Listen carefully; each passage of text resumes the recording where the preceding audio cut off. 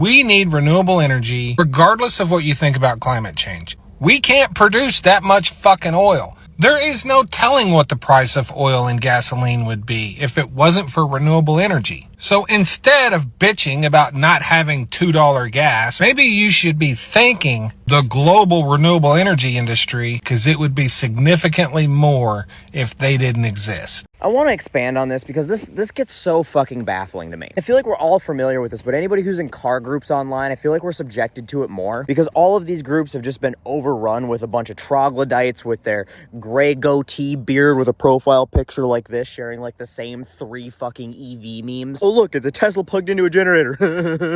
Oh look, it's a Photoshop picture of a Tesla on fire.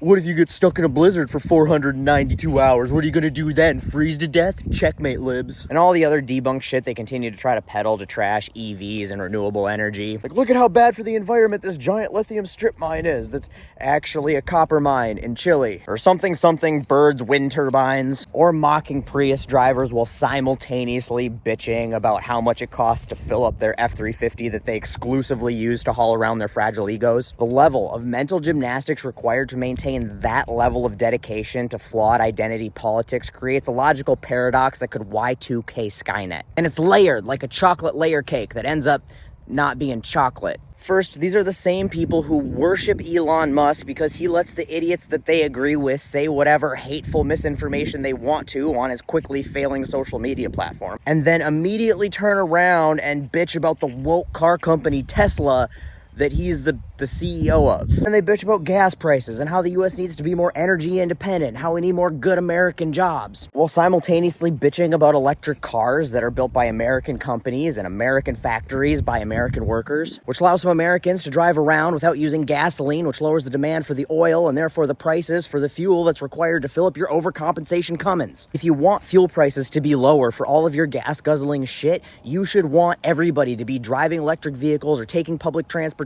or biking or walking. I love driving this thing. It gets like 3 goddamn miles to the gallon and runs like shit unless you give it the most expensive fuel at the goddamn pump. Why on earth would I be fighting against stuff that's going to make it cheaper for me to drive that? And that goes the same for renewables. You want American jobs, you want energy independence, you want cheap fuel prices? Well, guess what? Countries all over the world, from China to Russia to Iraq to Saudi Arabia, they can all drill for oil and mine for fossil fuels, and they can refine it in their countries. And because oil is a global commodity and US oil companies sell their product on a global market, our oil prices will always be subject to foreign countries' oil productions, no matter how much we produce. We can't import or export wind and sunshine, and just because Russia starts a war and OPEC cuts production, that doesn't stop the wind from blowing and the sun from shining here at home. And renewable energy infrastructure that feeds the American power grid has to be built and maintained here in America by Americans, which means good American jobs that can't be shipped overseas. And that still doesn't stop us from drilling, refining, and exporting oil around the world. We can still do that, and that strengthens our national security, another thing these people pretend to be obsessed with, because it reduces other countries' abilities to affect our domestic energy supply while giving us more influence over theirs. So supporting renewables, public transit, bike lanes, and electric cars should be a no-brainer no matter what side of the aisle you're on. And at this point, if you're against it, you need to do some introspection, because you're one of 3 things: either an oil company CEO, a gullible idiot incapable of critical thought who will believe anything an oil exec tells you, or such a pathetic excuse for a human being that you'll rally and vote against everything you claim to stand for, against your own self-interest, your children's self-interest, against your community, your economy, your national security, all because doing the right thing and doing the things you claim to support